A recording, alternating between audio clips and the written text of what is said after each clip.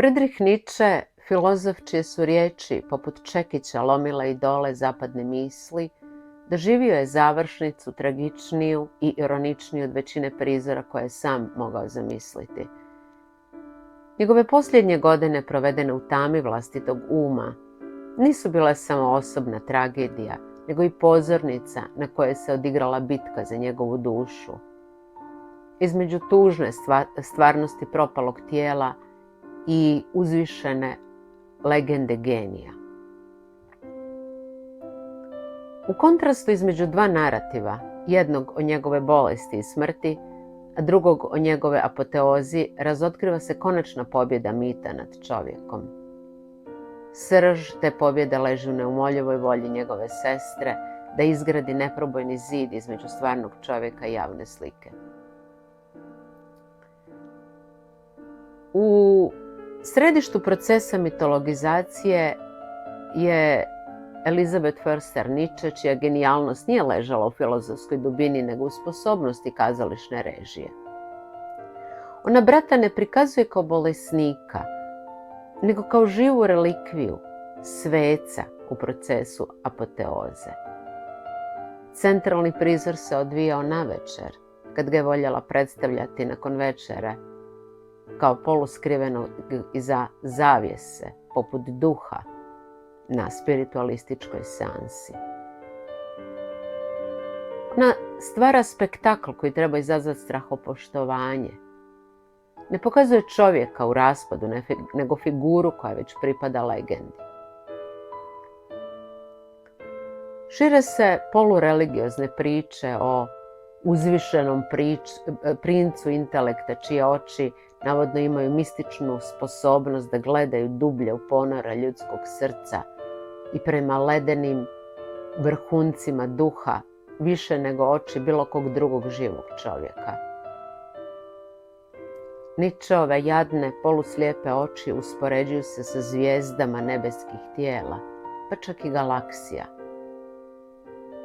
Rudolf Steiner, jedan od posjetitelja vile Zilberberg, opisuje Nietzschea kao ko leži u bijeloj, naboranoj haljini sa plemenitošću zagonetnog lica i lavovski veličanstvenim držanjem svoje misaone glave. Imao je, kaže, osjećaj da taj čovjek ne može umrijeti, nego da će njegovo oko vječno počivati na čovječanstvu i cijelom svijetu pojava u tom nedokučivom ushićenju. Arhitekt Fritz Schumacher, pozvan da osmisli spomenik filozofu, jednako je zarobljen mitologijom. Nitko koga je vidio nije mogao vjerovati da gleda u tijelo iz kojeg je pobjegao. Morali ste vjerovati da gledate čovjeka koji se uzdigao iznad malih, svakodnevnih stvari. Ovi svjedoci zajedno sa Elizabeth postaju suautori legende, pretvarajući fizičku propast u duhovni trijumf. Nasuprot toj pažljivo režiranoj uzvišenosti stoji druga, nesavladivo tužna stvarnost. Dok se posjetioci dive lavovskom držanu i zvezdanim očima, neki vide nešto sasvim drugo. Harry Kessler, koji je Nietzsche vjerojatno vidio češće, jer je često prenoćio u vili Zilberberg, ne vidi proroka ni genija u ekstazi, nego praznu omotnicu. Živi leš. U njegovim očima nema više galaksija. Ono što opisuje kao plodonosnu intelektualnu potragu, kako često vidite u velikom plemenitom psu, kaže on. Jedan anonimni svjedok opisuje sobu kao mrtvačnicu, kao prostor u kojem Nietzsche pokušava trpati sjajne predmete u usta i potpuno je bespomoćan u svom propadanju. No, ni taj prizor ne zahvaća do kraja težinu onoga što je Kessler doživio. Noću ga bude dugi sirovi jecej koje je svom snagom rištao u noć. Nietzsche nije bio samo bolestan, bio je zarobljen u vlastitom tijelu, doslovno ograđen, namješten, tretiran kao opasno ili u najboljem slučaju bespomoćno biće. Detalj da pokušava jesti sjajne predmete otkriva dubinu kognitivne degradacije. Ironija je gotovo okrutna.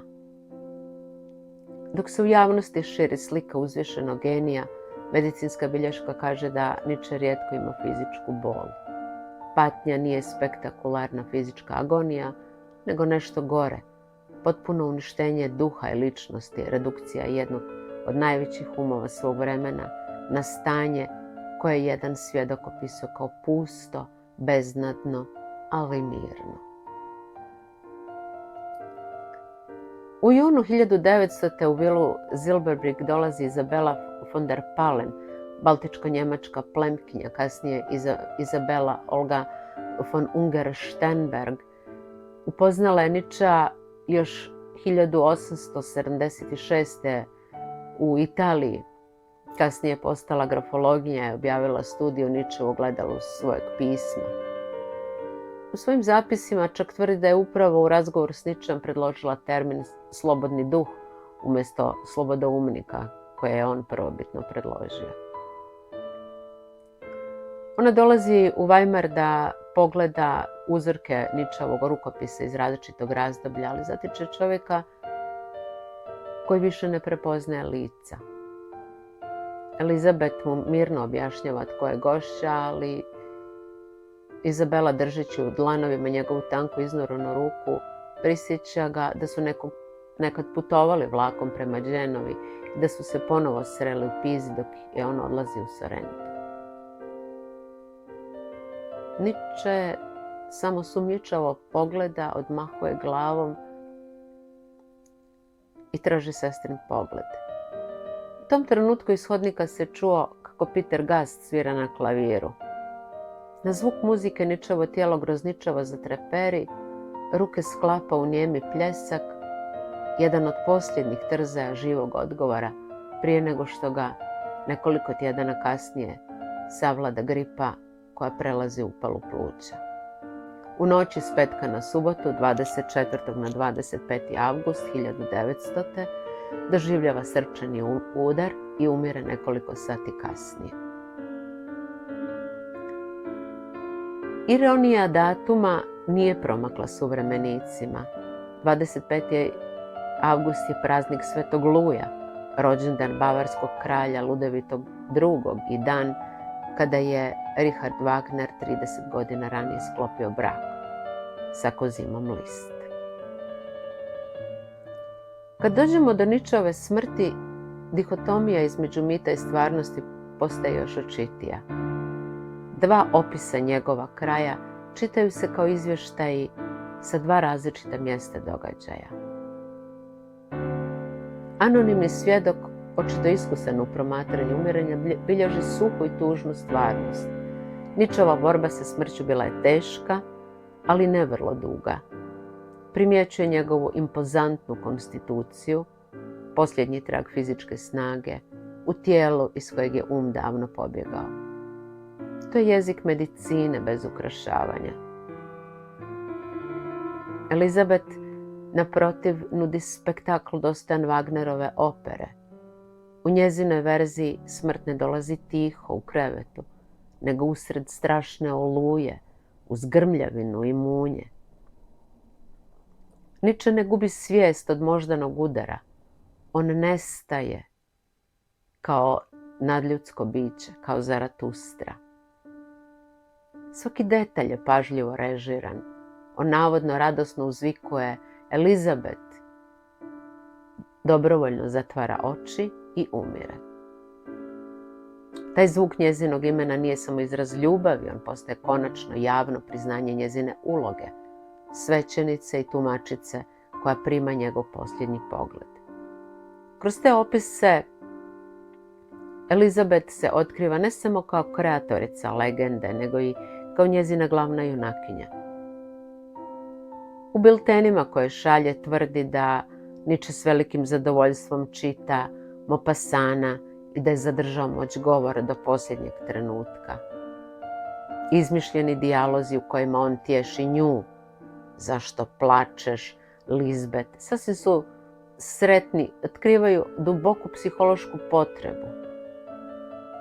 Ona ne skriva samo njegovu bespomoćnost, ona gradi idilu u kojoj je on do kraja genij, a ona voljeni sugovornik, čuvarica i tješiteljica. Tako se i zatvara krug. Ondje gdje Kessler vidi prazne oči i natečene ruke, Elizabeth tvrdi da do posljednjeg daha postoje svijest, prisutnost i ljubav. Jedni svjedoče o fizičkoj praznini, drugi, ili barem tvrde, vječnoj budnosti duha.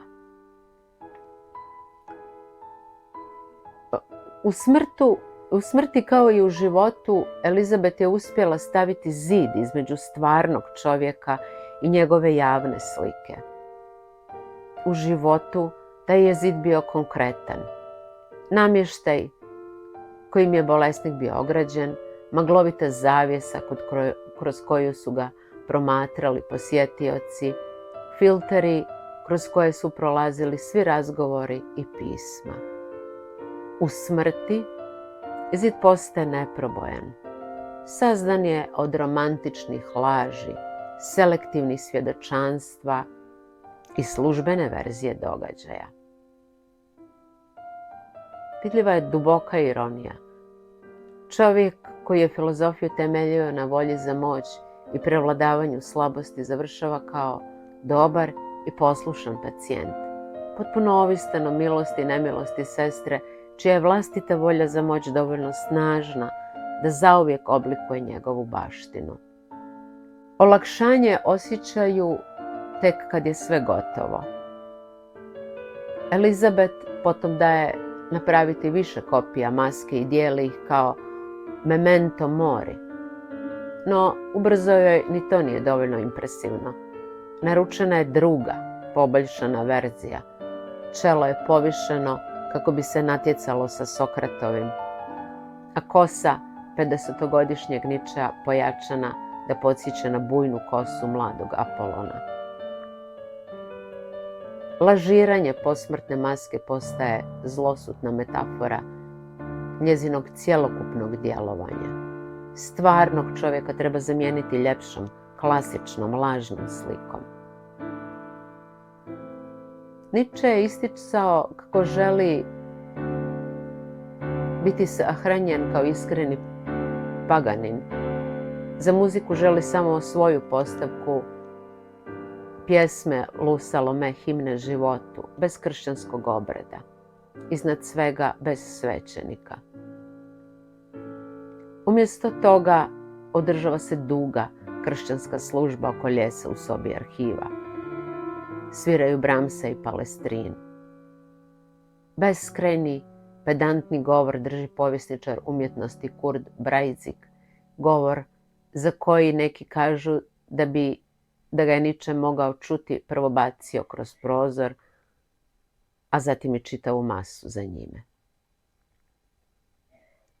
Sljedećeg dana lijes se prevozi u Reken gdje se polaže u sredinu porodičnog reda grobova između oca i majke i malog brata. Ni tu raspored ne ostaje stabilan. Elizabeth kasnije premješta Nietzscheov lijes sa centralnog mjesta na kraj reda. Centralno mjesto želi ostaviti za sebe. Čak ni u smrti Nietzsche ne smije biti u centru. On je tek privremeni čuvar mjesta za njezinu vlastitu vječnost. Elizabeth nasljeđuje 36.000 maraka od brata. Nietzscheov arhiv se formalizira, a Harry Kessler postaje jedan od skrbnika. Kao direktor Velikog vojvodskog muzeja za umjetnost i obrt u Weimaru zamišlja novo zlatno doba grada, sada oko Nietzschea, kao što je prijašnje bilo oko Goethea. Arhiv treba postati kulturno središte u kojem se okupljaju pisci, umjetnici, mislioci. Filozofija se počinje širiti ne samo kroz knjige, nego i kroz dizajn, tipografiju, arhitekturu. Slovo N postaje logotip. Nietzscheove ideje pretvaraju se u prepoznatljiv stil. S jedne strane, Time se Nietzsche uvodi u najnaprednije evropske kulturne tokove, a s druge strane složenost njegove misli reducira se na estetski kod. Odbor za Nietzscheov spomenik ubrzo postaje internacionalan, irski književnici, francuski kipari, engleski dramatičari. Nietzsche je do 1911. postao globalni, ne samo njemački fenomen. A arhiv postaje kreativno središte. Ironija je, međutim, u tome što srž tog projekta, Nietzscheova filozofija, ostaje zarobljena u mrežu Elizabetinih falsifikata, prije svega u konstruktu zvanom volja za moć. 1906. Edvard Munch, norveški slikar Krika, druge najslavnije slike u povijesti slikarstva posle Leonardove Mona Lise, pozvan je u Weimar da naslika posthumni idejni portret Nietzschea. Veličina platna odražava Munchovo poštovanje, jedan od njegovih najvećih formata posvećen je filozofu. Poput figure u Kriku, Nietzsche stoji uz ogradu koja se dijagonalno proteže u beskonačnost. Dok se ograda u Kriku pruža od dolje desno prema gore lijevo, Nietzscheova ide od dolje lijevo prema gore desno. Kao da se mentalni put umjesto prema slomu usmjerava prema uzletu. Gigantska figura Nietzschea umanjuje malu crkvu u pozadini. To je jasna ikonoklastička gesta. Nietzsche kao sila koja nadvisuje kršćansku tradiciju. Munch, poput Nietzschea, potječe iz religiozne porodice koji je bio predviđen svećenički poziv, ali kreće potpuno drugim putem. To je vidljivi dvostruki raskid Nietzscheve i Munchov ulazi u sliku kao tajna simetrija. S druge strane, značajan je i Munchov portret Elizabeth Förster Nietzsche, nastao iste godine. Iako se s njom nije slagao, Elizabeth želi da baš on naslika njezinu sliku, svjesna da njegovo ime podiže prestiž za kojim ona žudi. Munch, međutim, ne slika laskavi reprezentativni portret. Odabire uski vertikalni format koji djeluje stisnuto i neugodno, kao uski proraz u zatvoren, ograničen svijet. Velika galama oko njezine nabrane haljine, kaotični nervozni potezi kista stvara dojam vrtloga napetosti ispod kontrolirane fasade. Lice je prikazano tvrdo, neumoljivo, kao lice dželata.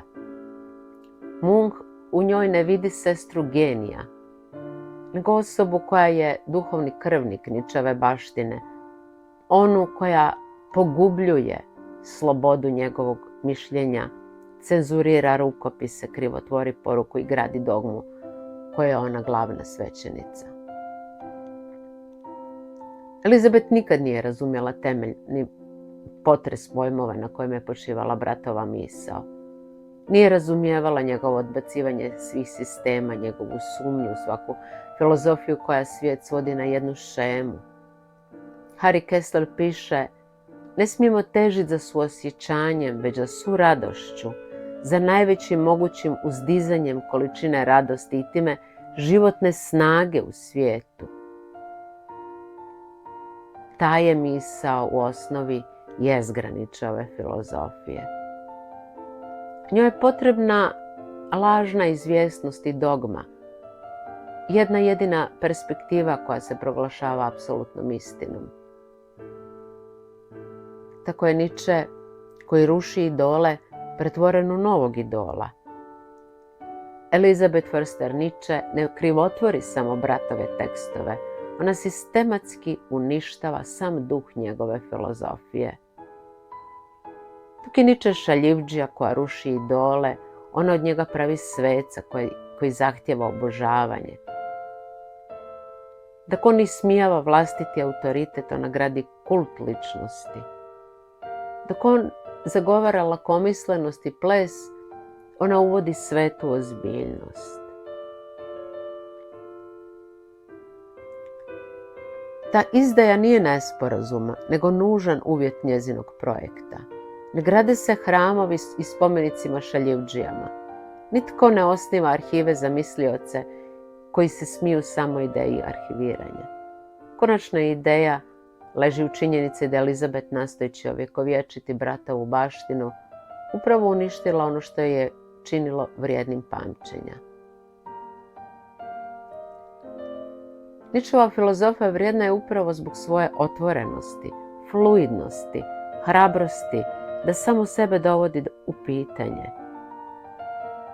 On je možda više od jednog drugog modernog filozofa pokazao da je mišljenje živo samo dok se ne prestaje igrati vlastitim pretpostavkama. Pokušaj da se ta misao ukalupi u spomenike, arhive i hramove i stisnuto je iz nje život. Ostala je ljuštura bez duše, monumentalna, ali i prazna. U smrti, kao i kasnom razdoblju svog života, Nietzsche nije pripadao sebi. Bio je predmet, resurs i sredstvo za projekte drugih. Ponajprije svoje sestre, koja sve do kraja nastavlja graditi spomenik sebi kroz njega. Nietzscheov kraj stoga nije samo tužan epilog jedne biografije. On je trajno upozorenje o krhkosti istine pred žestokom ljudskom potrebom za mitom. Mitom koji se rađa u sobi ograđenoj namještajem iza zavjese u režiji osobe koja više voli moć slike nego istinu o čovjeku. Hvala vam na pažnji i gledanju.